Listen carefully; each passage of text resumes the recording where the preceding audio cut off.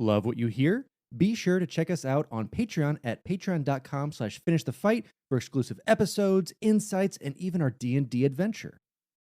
If you're an athlete, you know the greatest motivator of all is the fear of letting your teammates down. After all, a team is only as good as its weakest link. So you owe it to those wearing the same jersey as you to be your best every time you step on the field. That's why there's no vape in team.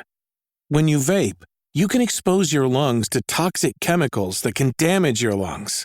If you're a step behind, the team's a step behind. Brought to you by The Real Cost and the FDA.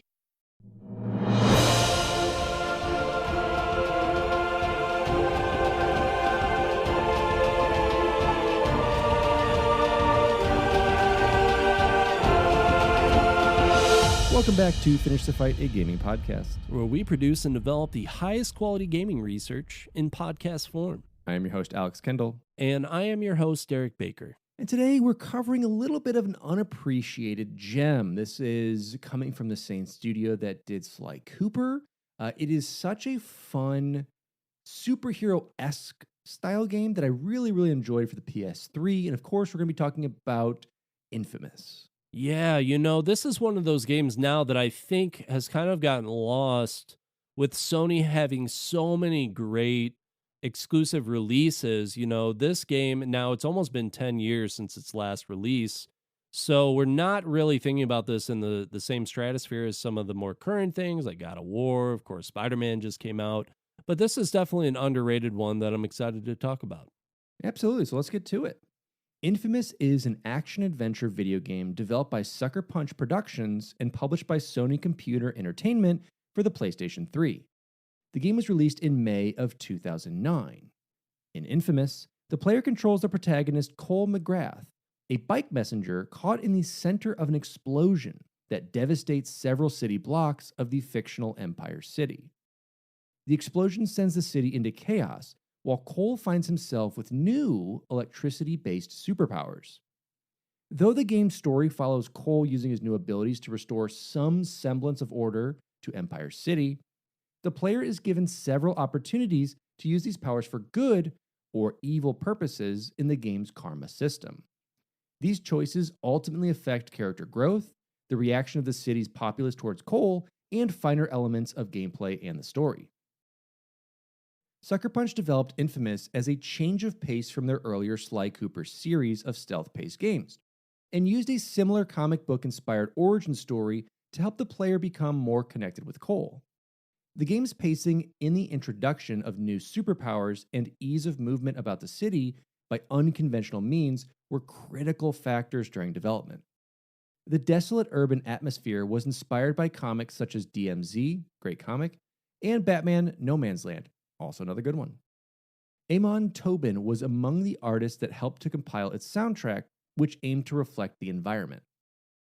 The game was well received by the gaming press. It was praised for many of its elements, including the implementation of Cole's powers and climbing ability, and the game's mission structure. Reviewers commented on the repetitive nature of combat and enemies, limitations of the karma system, and technical aspects in the graphical display.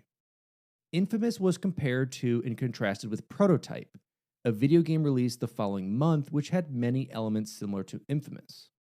The game was offered by Sony as a free download as part of their Welcome Back program, after the 2011 PlayStation Network outage, and the game was followed by a sequel, Infamous 2, in June of 2011.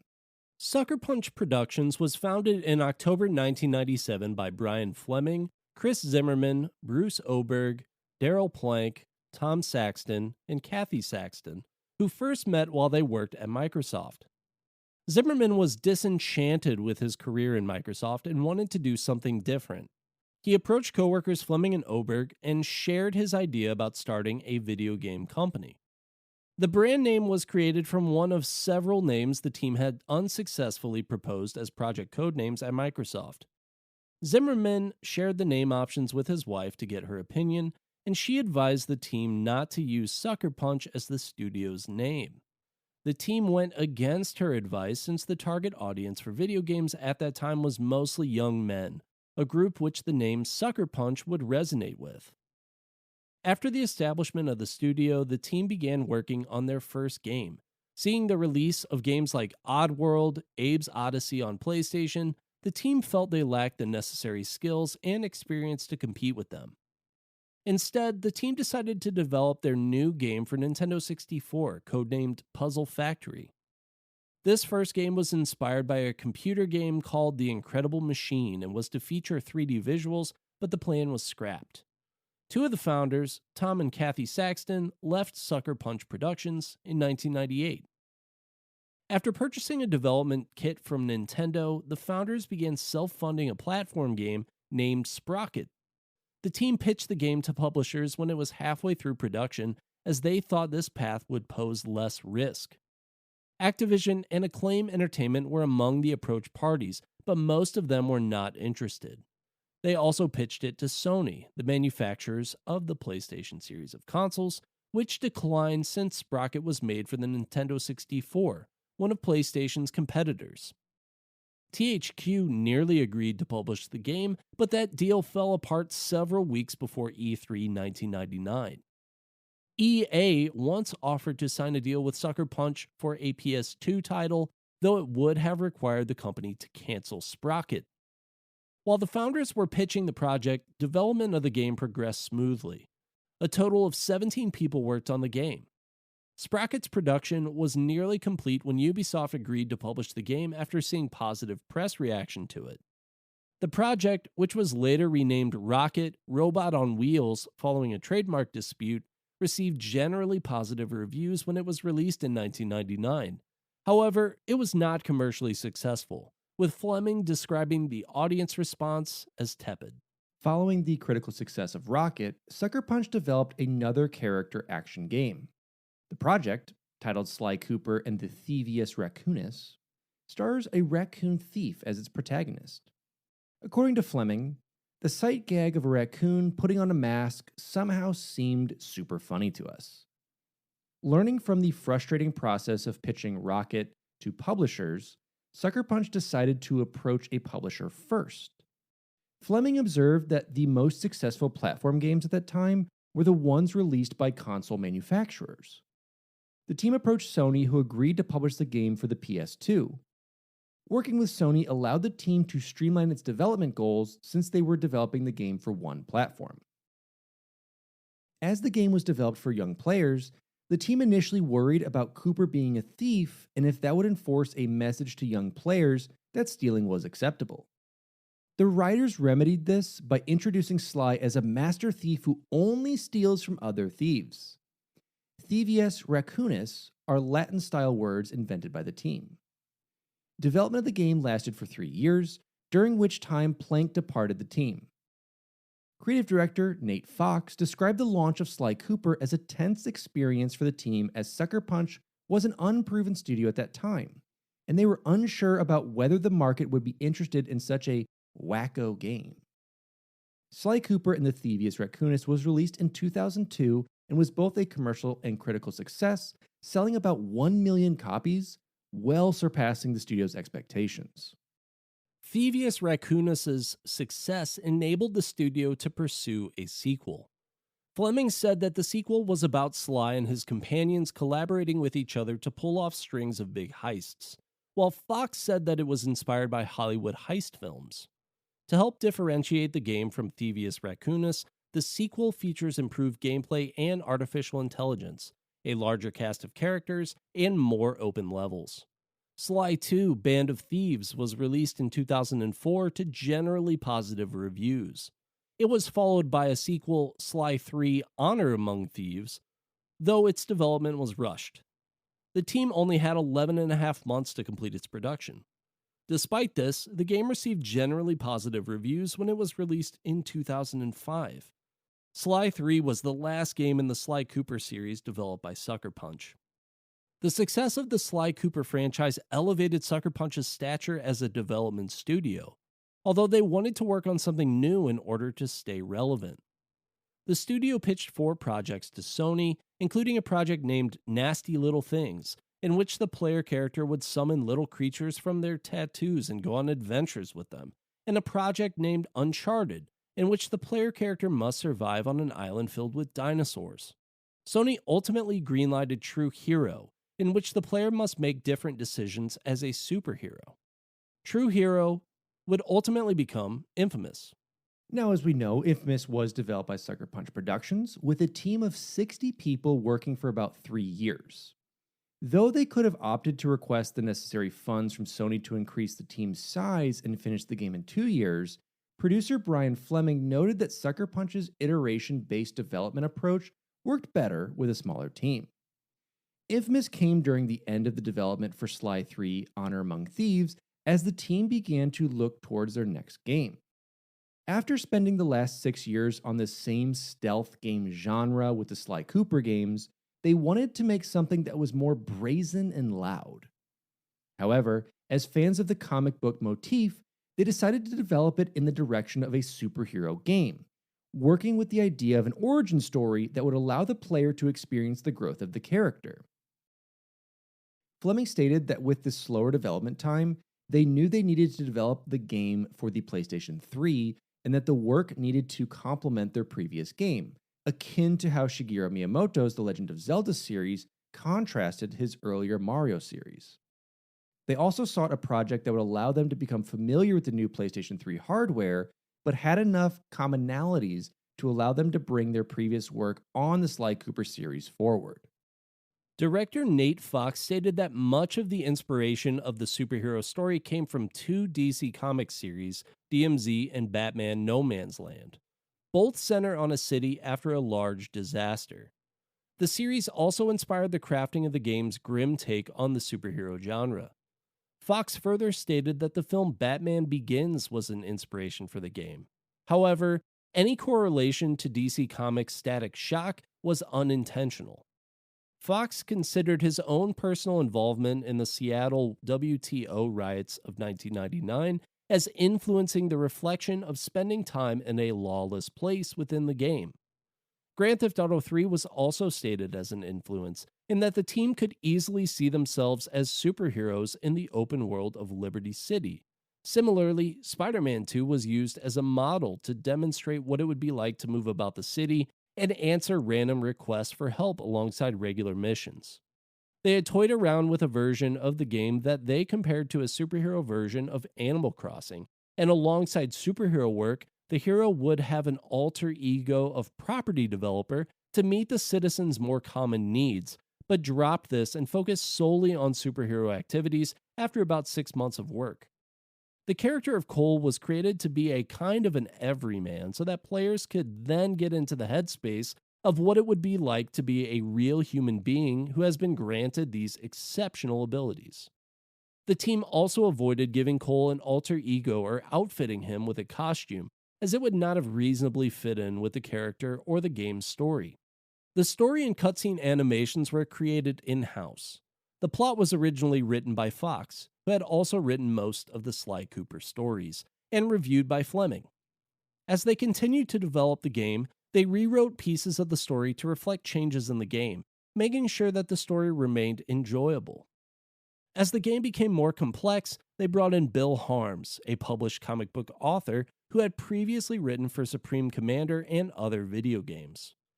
Harms assisted with the story and in-game dialogue in addition to marketing materials. Fleming noted that the second half of the story underwent significant changes in the last 9 months of development.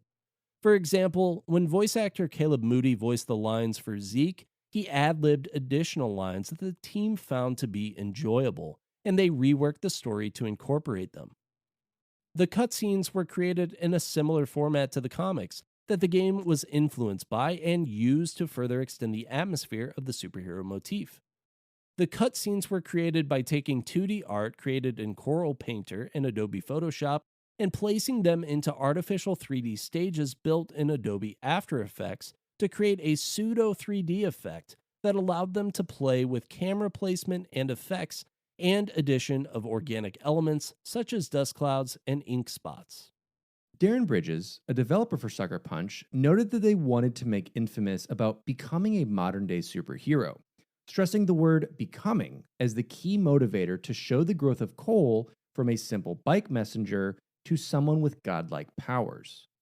This led to instilling a sense of progress and growth of the character in all aspects of the game, including the story, the progression of the player's powers, and the variation in difficulty in the enemies that the player faced.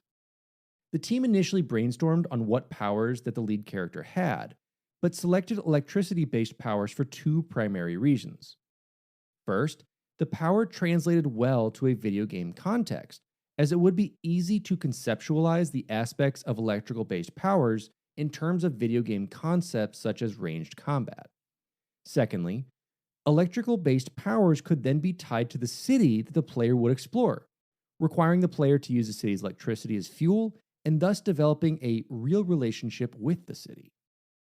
Initially, the game was more free-form, allowing players to purchase new powers at any point during the game. But the developers found it difficult to create a challenging game on that basis, particularly as they could not design missions calling for specific powers that the player may not have at that time. This evolved into the scheme of presenting new powers to the player over the course of the game, with the developers created guide rules for which powers were ultimately included in the game and when. The powers had to be useful and add something unique to the game. The player would need a chance to use that power immediately after they got it, and the power would need to be enjoyable to use. The team employed frequent reviews of when these powers were introduced to the player as other gameplay elements were added to the game. Not all powers were necessarily offensive. The post-cognition power, allowing the player to see the psychic echo of a dead person of where they were before their death, was added as the team found there was an element of fun in tracking the echo through the crowded city. Some powers were cut from the game. One power, gained through the evil karma path, was called Minionize, and would have allowed Cole to control the minds of civilians and force them to join him in battle. Although the power was decidedly evil and very fun to watch, the team felt it wasn't useful to the game, though they managed to retain a hint of it in one of the evil side missions. Though the team had tested each of the core missions individually with the powers that the player would have based on the game's storyboard, they found that playtesters, who played the missions back to back, found the game lacked a variety of combat situations. The developers revisited all the combat scenarios from this feedback to alter the combat layouts as well as adding new enemies, a step that Bridges believes the game benefited greatly from. The ability to use Cole's electrical powers to ride along Empire City's elevated train rails was a last-minute addition during the last month of development based on a playtester's suggestion. Empire City was designed to marry with Cole's newfound superpowers. The city was built with a crime ecosystem, where petty crimes or calls for help were always occurring outside of the main story, requiring the player to decide to stop to help or not to resolve them. A portion of the team was devoted to implementing the behavior of the citizens of the city and how that behavior would change as the state of the city altered due to the player's actions. Climbing buildings was considered to be an important aspect of the game, both as part of the superhero motif and because it was considered fun to do, and Sucker Punch set out to make the whole city climbable. Many details of every building have been modeled to allow the player to climb the buildings, down to the last window frame, lighting sconce, and storefront. However, Fox noted that getting the climbing system just right was the most challenging aspect of development. One employee was dedicated to making sure the entire city was climbable. Fleming noted that during Infamous's development, both Crackdown and Assassin's Creed, two games with alternative takes on the climbing aspect, were released. The team felt that each of the game's climbing systems had their own strengths and weaknesses. To reflect the nature of change of the city as the player interacts with it, either restoring power or taking it away, the developers created a deferred shading rendering engine that would render the effects of moving and damaged light sources. The karma system in the game came about as a result of the team wanting to include the judicious use of power within the game. Fox commented that they wanted to lead the player along a path of doing the harder tasks, believing that these actions were the right things to do. However, without the contrast of evil tasks that were simpler to complete, there would be no means of motivating the player to be a selfless hero. The team wanted to encourage players to think about the results of not only large decisions, karma moments in the game where Cole thinks of which option to select, but also every moment to moment action, such as considering the presence of civilians in the area around a battle. They arranged for the first major use of Cole's powers to turn the city's inhabitants against him, to encourage players to consider both sides. In this mission, Cole is given the option to keep a drop supply of food for himself and his friends, or allow the other citizens to share it among themselves. They found the most players who chose the latter, but very shortly after this event, the population turns against Cole due to evidence linking him to the explosion, forcing the player to run or to attack them. Fox compared the karma dichotomy to the differences in styles of Batman, representing good karma, versus the Punisher, representing evil karma. The former would use precision attacks to avoid harming innocents, while the latter would hurt anything in his path to complete his goal. To that end, they designed the powers in the game to reflect this nature. Powers acquired with good karma are more precise, while evil karma powers are more destructive. In March 2009, Sony Computer Entertainment America released a trailer titled The Beauty of Powers, which was later released on the PlayStation Store. Early copies of Infamous included a multiplayer beta voucher for the then upcoming Uncharted 2 Among Thieves. The beta started on June 3rd.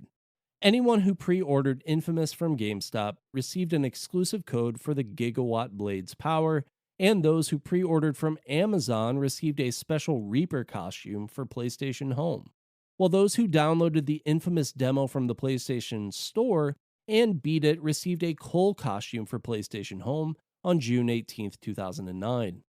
Pre-orders from Game Crazy and Best Buy stores came with an early demo released on May 7th. Redeem codes were sent via email to several Oceanic PlayStation Network users on May 14th. The demo, which includes 4 missions, was made available to everyone else on May 21st. Infamous was released on May 26, 2009 in the United States, May 29, 2009 in Europe, and on June 4, 2009 for Australia and New Zealand. In July 2009, Sucker Punch Productions released an Infamous-themed space in the PlayStation 3's online community-based service, PlayStation Home. This space is modeled after and called the Abandoned Docks of Empire City, and includes a minigame based on zapping Reapers with leaderboard tracking and clothing reward items, and a graffiti wall that allows players to create their own graffiti. The Infamous home space is the first to broadcast media from the game's developer. Outso developed the Infamous game space for Sucker Punch Productions. 2 Sackboy outfits for Little Big Planet representing both the good and evil Cole are available as an expansion pack for that game. Good and evil versions of Cole and Zeke appear as downloadable content for the multiplayer mode of Uncharted 2 Among Thieves. Cole appears as a guest character for the PlayStation Vita and PS3 version of Street Fighter X Tekken. Good and evil Cole appear as playable characters in the PS3 title PlayStation All-Stars Battle Royale. Infamous, along with Infamous 2 and Infamous Festival of Blood, was released on August 28, 2012 as part of the Infamous Collection under Sony's line of PlayStation Collections for the PS3. And in 2012, Sony Computer Entertainment America released the Infamous Collection to be bundled with a 250GB PS3, Uncharted Drake's Fortune, Uncharted 2 Among Thieves, a PlayStation Plus 30-day free trial, and the entirety of the Infamous 2 DLC. Now, as we've been talking about, Infamous is set in Empire City, a fictional metropolis based on New York City, consisting of the Neon District, where most of Empire City's businesses are concentrated, the Warren, a slum dependent on international shipping activity, and the Historic District, the location of the city government.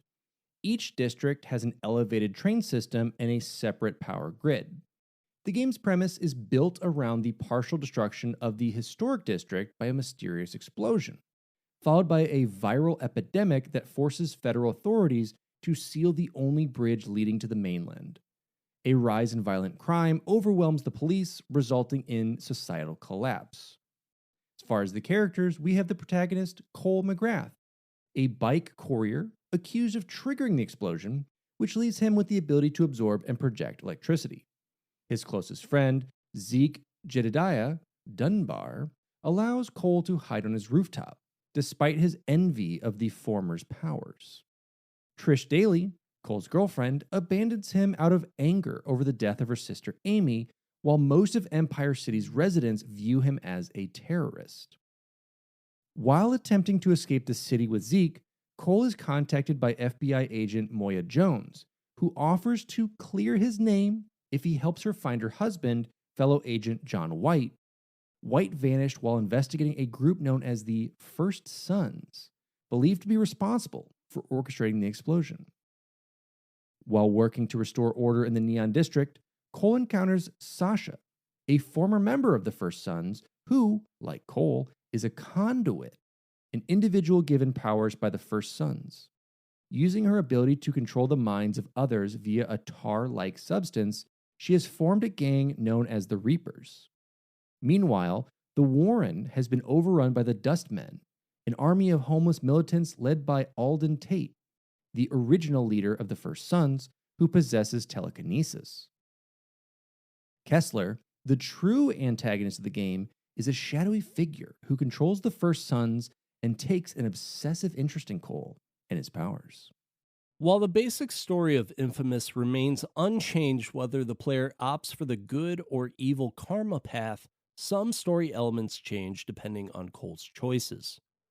While making a delivery in the historic district, Cole is instructed to open the package. In doing so, he activates a device known as the Ray Sphere, leveling 6 city blocks and nearly killing him. Rescued by Zeke and Trish, he teaches himself to control his emerging powers. After using them in public to fight off a Reaper attack, the locals turn against Cole after he is accused of triggering the explosion, forcing him into hiding. He and Zeke engineer an assault on the sealed bridge, only to be ambushed by government forces. Separated from his friend, Cole meets Moya, an FBI agent who persuades him to return and find her husband, John White, who was supposedly tasked with investigating a group called the First Sons. With her help, Cole restores the district's power supply, earning the attention of Sasha, who lures him into her underground lair. Cole defeats her, but the Sons abduct her before he can make her talk. Trapped in the Warren, Cole assists what remains of the police in battling the Dustmen. Alden is arrested and imprisoned, but Zeke's incompetence in guarding him allows the Dustmen to free him and massacre most of the officers. With Alden planning to reactivate the sphere, the two patch things up and confront him, with Zeke ending up in possession of the sphere. Giving in to his temptations, Zeke deserts Cole and takes the sphere to Kessler. With Alden on a murderous rampage toward the historic district, Cole defeats him once and for all in a bridge battle.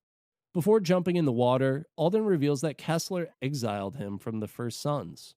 White, who turns out to be an NSA agent with no connection to Moya, reaches out to Cole and explains that the Ray Sphere is designed to consume bioenergy from thousands of lives and transfer it to a single user, making them a conduit. During their search for the sphere, Kessler publicly challenges Cole to stop a series of bombings across the district, ending with him being forced to choose between saving Trish or her colleagues. Regardless of his choice, Cole fails to keep Trish from dying. Determined to punish Kessler, Cole tracks the sphere to a remote pier, where he must decide whether to destroy it or use it to become even more powerful. Regardless, the sphere releases the last of its energy, killing John before disappearing into a vortex. Kessler then invites Cole to join him for a final fight in the exact location where the game began. Displaying similar, if not superior, powers to the latter, Kessler comes close to killing him, only to be foiled by Zeke. Mortally wounded by a massive energy discharge, Kessler uses his last bit of strength to transmit a message into Cole's brain. In a final twist, Kessler reveals to be Cole from the future of an alternate timeline. While raising a family with Trish, future Cole fails to prevent the Beast, a malevolent entity, from destroying humanity. The Beast tracked down and killed Trish and her children despite their attempts to flee. Sending himself back in time, future Cole, adopting the name Kessler, seized control of the First Sons, using their resources to prepare his past self for the future to come. Cole denounces Kessler's memory but recognizes that his actions have given his life a new purpose. Two endings are possible based on what rank Cole holds at the end of Infamous. If Cole defeats Kessler as a hero, he restores peace to Empire City and is hailed as a savior.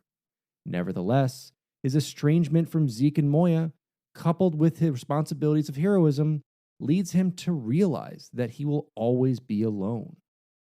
If Cole is infamous, he allows Empire City to slip further into chaos and disregards Kessler's warnings about the beast, believing himself to be the strongest being ever to exist. The soundtrack is composed by the electronic musician Eamon Tobin, composers James Dooley and Mel Wesson, and electric cellist Martin Tillman, under the direction of Sony's music manager, Jonathan Mayer. Tobin was specifically brought on board due to his recent trend of blurring the lines between music and sound design, as exhibited in his then recent album, Foley Room. Instead of using traditional instruments, the team sought to use sounds that result from objects that would be found in an urban environment, and using such objects in combination with other instruments used in non-traditional manners. For example, bungee cords were strung alongside a bass drum and strummed, and wire brushes were hit against a suspended tuba. The music was divided between Tobin, who worked on the in-game music, and Dooley, who worked on the music for the cinematics. The two worked together to make sure common musical themes were present in both aspects.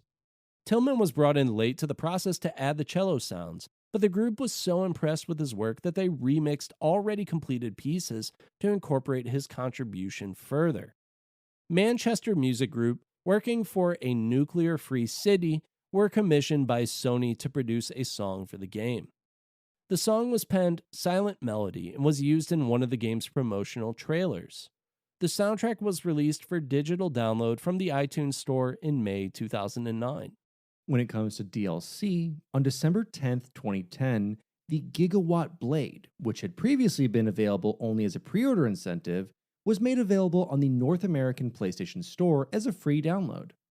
It was released in Europe on January 25th, 2010. In the downloadable version of the game, they are packaged in. The Gigawatt Blade allows players to deal heavy amounts of damage with a melee attack. The shape and the color of the blade depends on your karma, blue being good and red being evil, red and black if the race sphere is activated. Once activated, you can use it on an enemy for one hit, usually killing them instantly. It has 3 upgrades that are available in the power store in the game that can be spent using XP. Each upgrade increases the damage dealt. Infamous received generally positive reviews according to Metacritic. Greg Miller of IGN considered the title to be one of the best PlayStation 3 games to date. Core to the game's success, according to reviewers, were the basic mechanics of the game. Giant Bomb's Brad Shoemaker considered that Sucker Punch had nailed the basic gameplay elements, tying all the various aspects of the game together. The mixture of Cole's powers with the karma elements of the game were also praised. The powers and karma system were seen to bring difficult choices to how the player approaches battles. Both sides of the karma system were considered to be fun to play. The mission structure was considered a strong asset of the game. And according to XPlay's Matt Keel, the missions forced the player to consider the full extent of Cole's powers through their difficulty, but provided generous checkpoints to prevent too much frustration with the game. Reviewers cited the variation in side missions and how they related to the main story as positive aspects of the game. The presentation of Empire City was also considered to be a significant factor of the success of the game. The climbing and grabbing aspect was considered well done and avoided a frustration fest that other games with precision jumping generally bring about. However, some reviewers noted that Cole's climbing ability was too touchy, with the character grabbing onto ledges too greedily, making it difficult to fine-tune jumps. In combination with Cole's other powers, Miller cited the game as having the most original city traversal mechanics for an open-world game. The behavior of the city's population and how that was affected by the player choice in karma was also seen as a positive and as a constant reminder of the game's setting. The game's story, particularly in the second half of the game, was considered to be strong, enhanced by the presentation of the cutscenes. However, the quality of these scenes was seen to negatively highlight the poor animation used for in-game generated cutscenes and the quality of the voice work. Miller considered Cole's voice to be too gravelly for the character. The initial hours of the game, before the player started to acquire some of the more potent powers, were considered to be difficult and maybe off-putting to some. Tom Branwell of Eurogamer noted the remainder of the game continues to have some difficult sections, such as sections where the player must defend a moving target against a large number of foes, and considered these to be repetitive and overlong.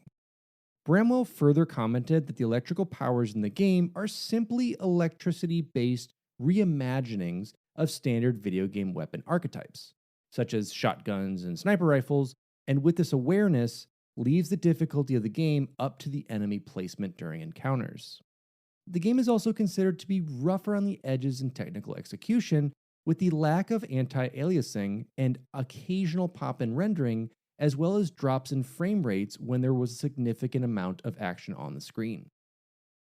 Infamous was released a few weeks before Radical Entertainment's Prototype, a game with many similar concepts, including a character finding himself with superpowers, a large open-world environment that can be traveled by climbing up buildings and gliding about the city, and several other comparisons. This led many game critics to compare and contrast the games. In his sarcastic zero-punctuation review of Prototype, Ben Yahtzee Crawshaw, who had initially praised Infamous as huge, creative, and fun, compared the two games point for point and determined that he could not tell which was the better game, and challenged the respective studios to produce the best image of the rival game's main character wearing a woman's bra as a tiebreaker. To his surprise, both developer teams rose to the challenge, producing said images and forcing Crawshaw to call it a near tie, edging out in favor of Infamous, though still noted that, like their games, both images created independently were nearly equal in the assets that they included. This rivalry highlighted the advantages and disadvantages of exclusivity over a multi-platform release.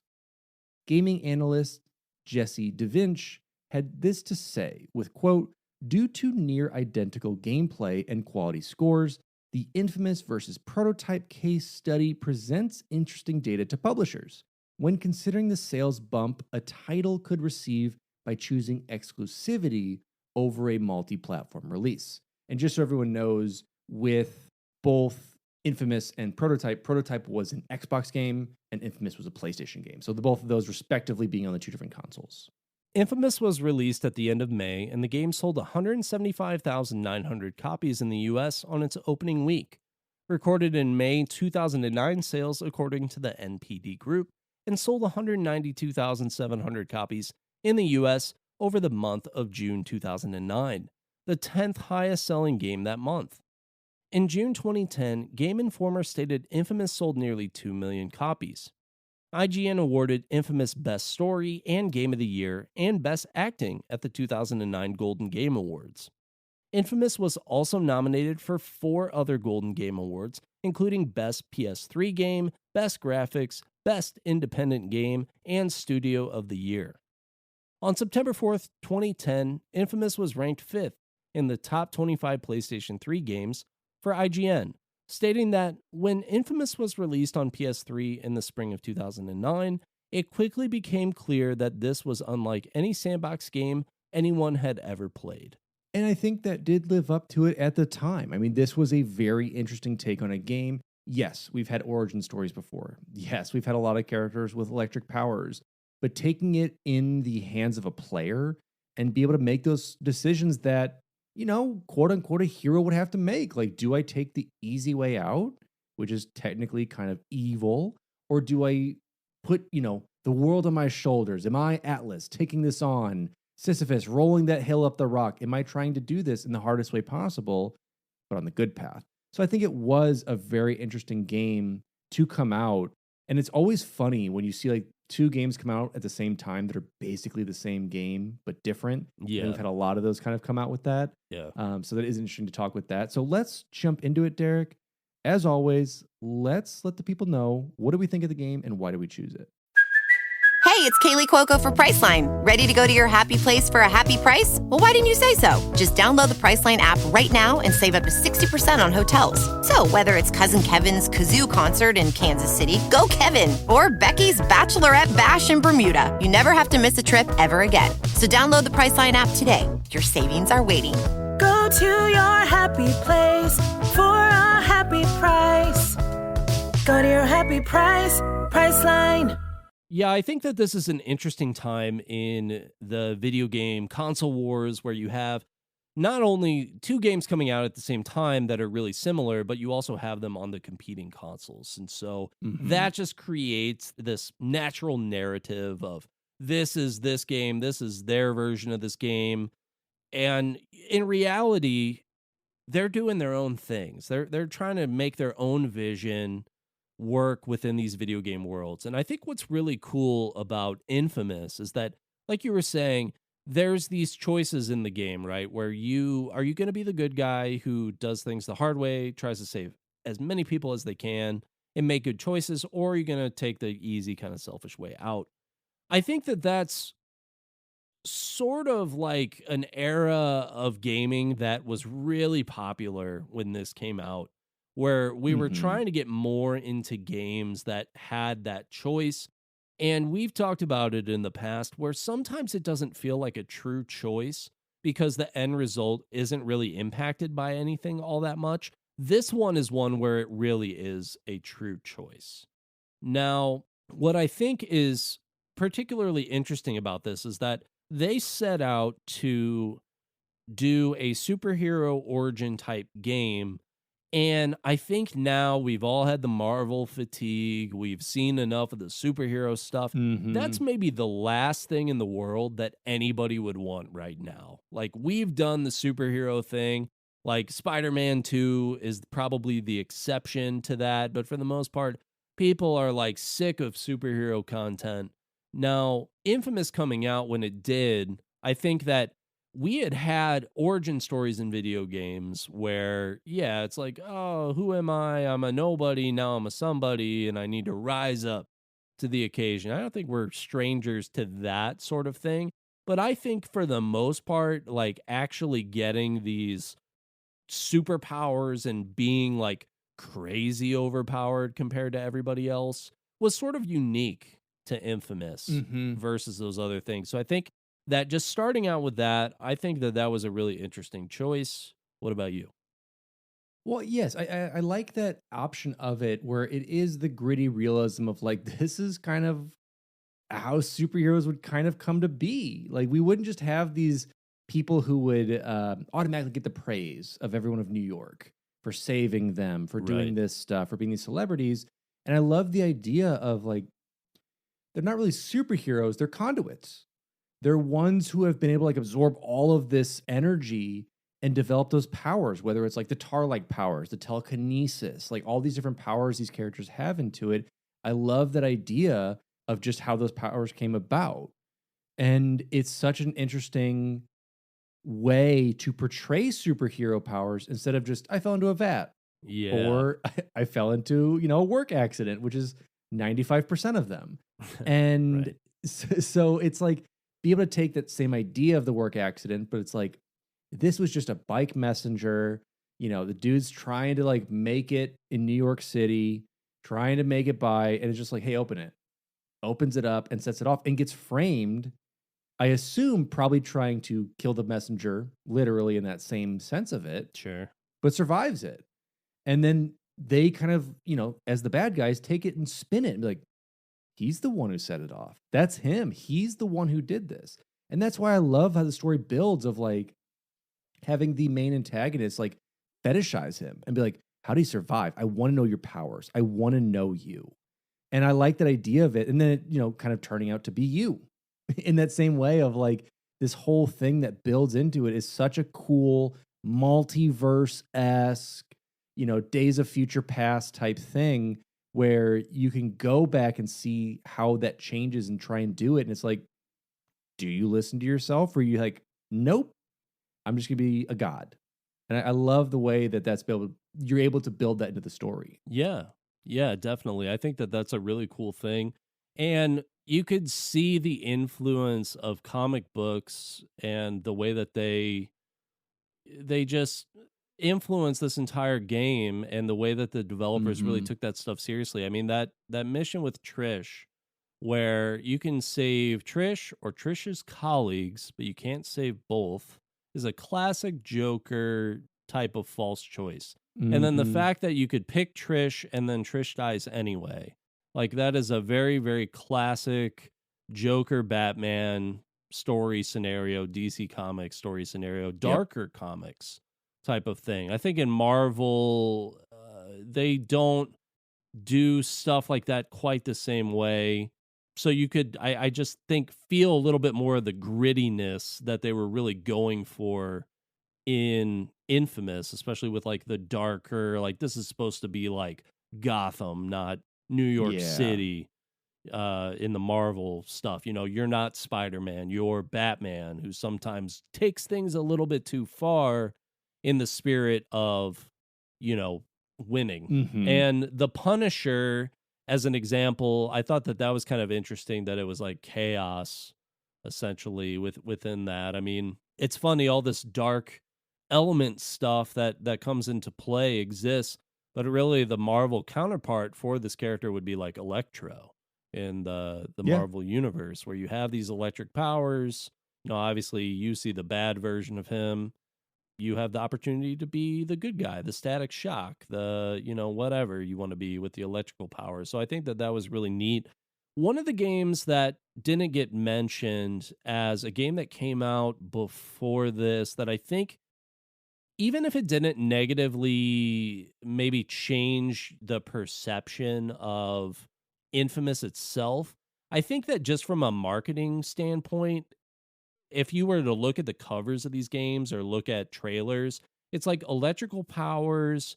The Force Unleashed was a game that came out where you are playing as like a Sith apprentice with, and everyone knows, if you know Star Wars, the Force electricity, the Force lightning that you get is like a very iconic high-level Sith power that you end up using in that game.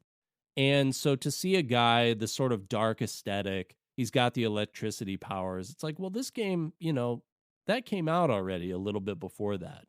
And then that's not even on top of the other ones. I mean, you can look at gameplay footage if you haven't played this game, and you can look at Crackdown footage, very similar ways of running around the city. I think Crackdown is a little bit more over the top, where you can like jump crazy high and do that kind of stuff. I think Assassin's Creed is a little bit more unique. That was another comparison that got drawn versus Infamous.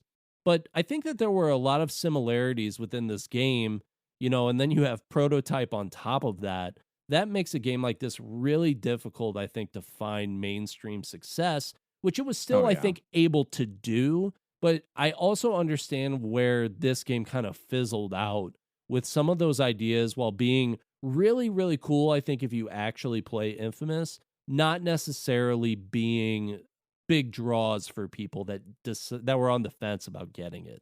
And this was the era of like, I'll call it transitional gaming. It is technically next gen, but until you get to like that next generation of movement and play and how you can tell a story with it, it's just unfortunately falling under those like AA games.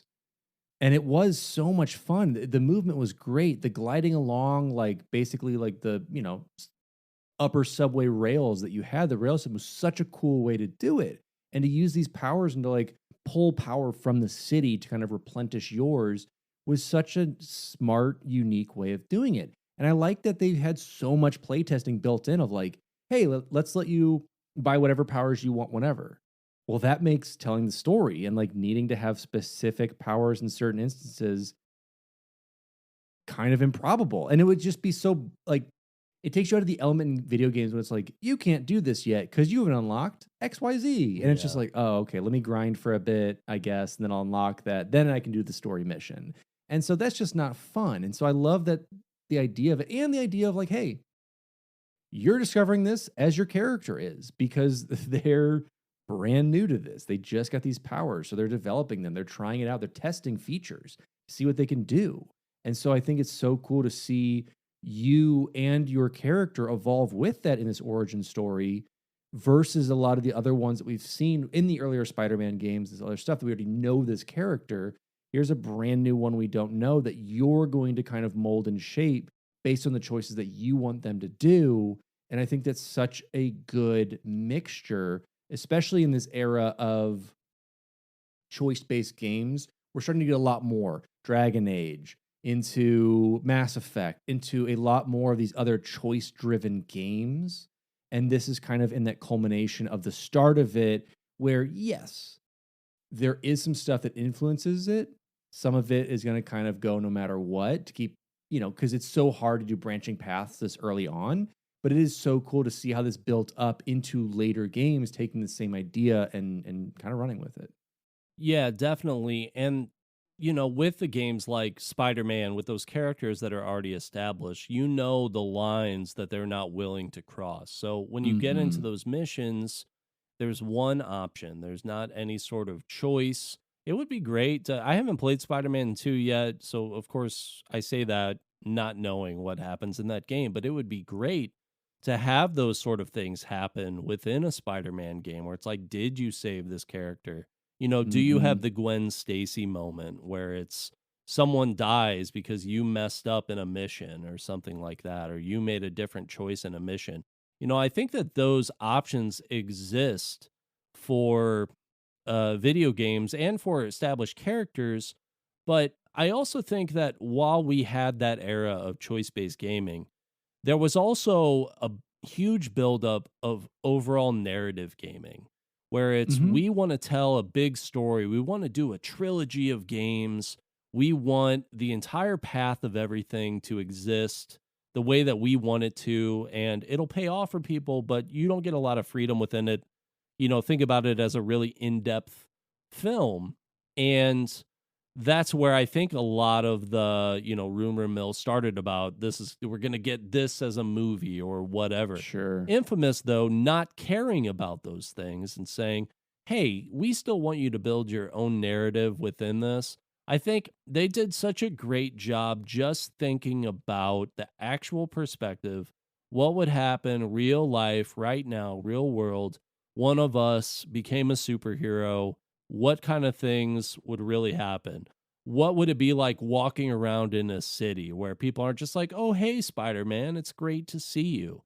And Marvel and DC will tease little things like that, but they move on from them pretty quickly. Sure. Whereas in Infamous, it's a large part of the decision-making process in the story.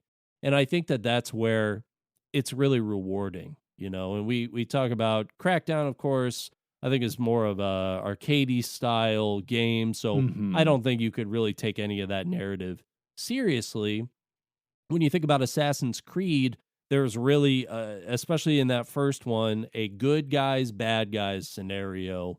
You are Desmond Miles, living through Altair, and you are only there to do the good guy things, go from being a bad guy to a good guy. This gave something totally, totally unique.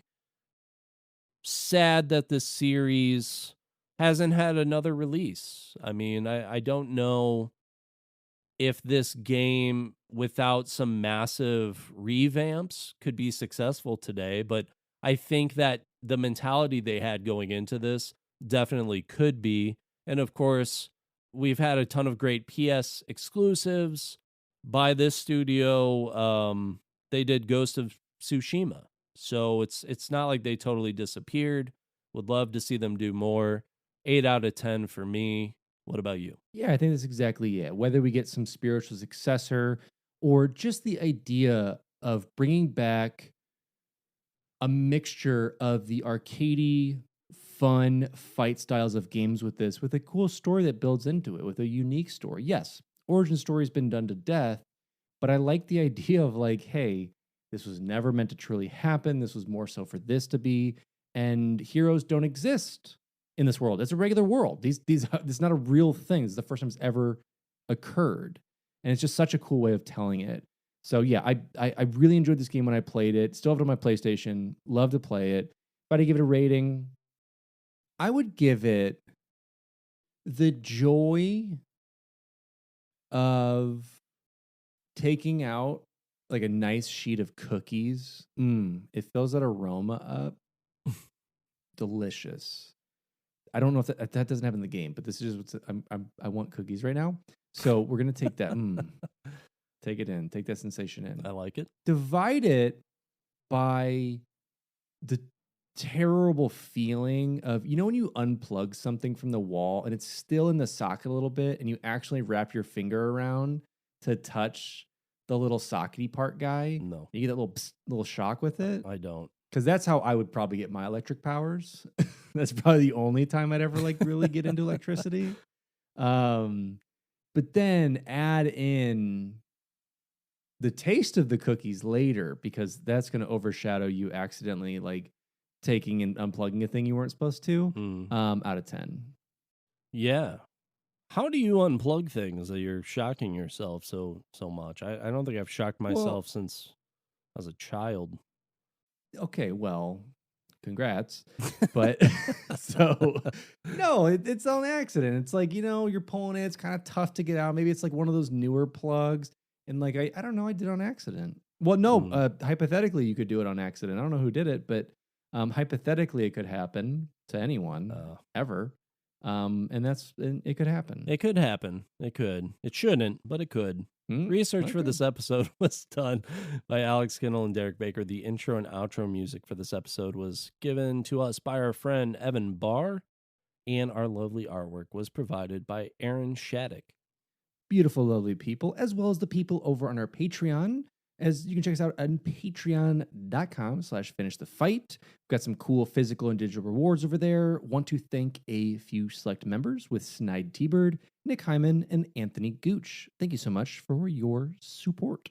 You can find this podcast on Apple Podcasts, Spotify, or most likely your favorite podcast listening platform. If you haven't yet, drop us a review. It helps us out a lot. We love to hear from you. Also, we've got in the Spotify, if you listen to us on that platform, Q&As, where we just do a little fun chat about the episode, and we'd love to see you there. Absolutely. You can catch us on Twitch. You can see me at twitch.tv/sourman70. That's twitch.tv/sourman70, as well as Derek over at twitch.tv/thebakerman247. That is twitch.tv/thebakerman247. You can follow us on Twitter and Instagram. We're also on Discord. There's a link in the description below. It is free to join. We're in there talking movies, talking pets, talking food, talking Infamous maybe, talking some Halo Infinite, things like that. And we'd love to see you there. Absolutely. With that, this has been our coverage of Infamous. Are there any other kind of hidden gems or any other games that you think deserve a little bit more limelight? Let us know and we'll do a little digging, do a little research, and see what we can do for next episode. And as we come to a close, as always, I am your host, Alex Kendall. And I am your host, Tired Dad. Tired New Dad. This has been Cookie craving New Dad. And as interrupting New Dad. As we deliver a fresh batch of not sponsored, but could be sponsored cookies. Looking at you, Betty Cookie Crocker. Puzzes. Let's go. Oh, Hershey Kisses. Yes. Anyway, this has been Finish the Fight, a gaming podcast.